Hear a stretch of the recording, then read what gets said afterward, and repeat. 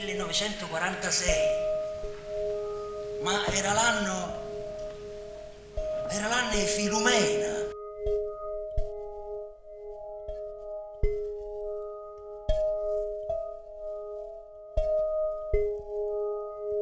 Moglie chi? Ma tu ovvero stesseranno i numeri stasera, a chi ti sei sposato? A te! Sono stato ingannato, l'inganno è palese, tengo i testimoni. Niente mi ha detto e niente ha giocato. Ma amore, Maronna, che la donna Filomena mi tiene un coppo stop che faceva la confidenza a me. È un prete! Il prete chi mi ha detto di andarla a chiamare? Non me l'avete ricevuto! Tengo 3 figli, non mi.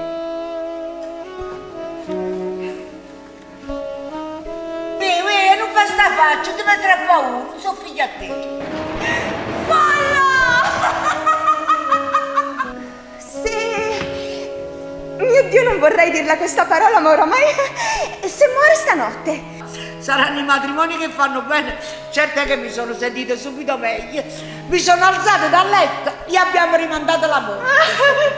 Stanno a chiamare come a me. Come a me che? Come mi chiami? Se mi scusate, Soriano! Non ci metteranno mai il piede, stanno a inserrare l'occhio miei, non parlano mai padre. Non c'era!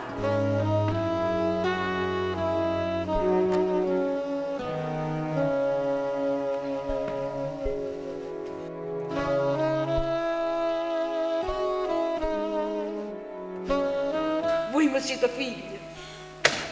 Non l'ha già accesa, figli, non mi. Non l'ha già accesa.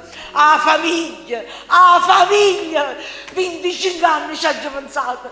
E faccio cresciuta. Faccio fatto uomo.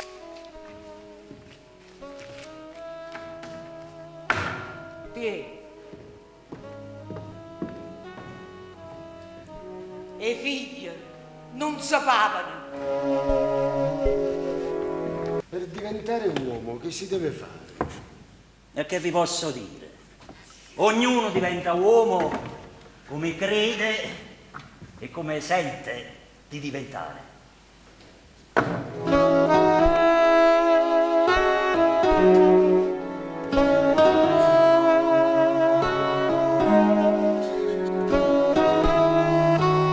Pensa a Napoli com'era, pensa a Napoli com'era. State zitti, basta!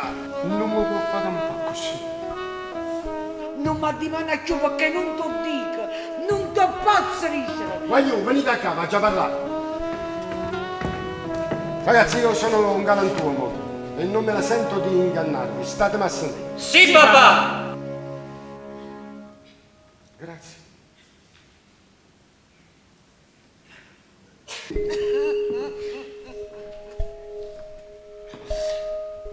E i figli sono figli e sono tutte uguali. Hai ragione tu, Filomena. Hai ragione tu.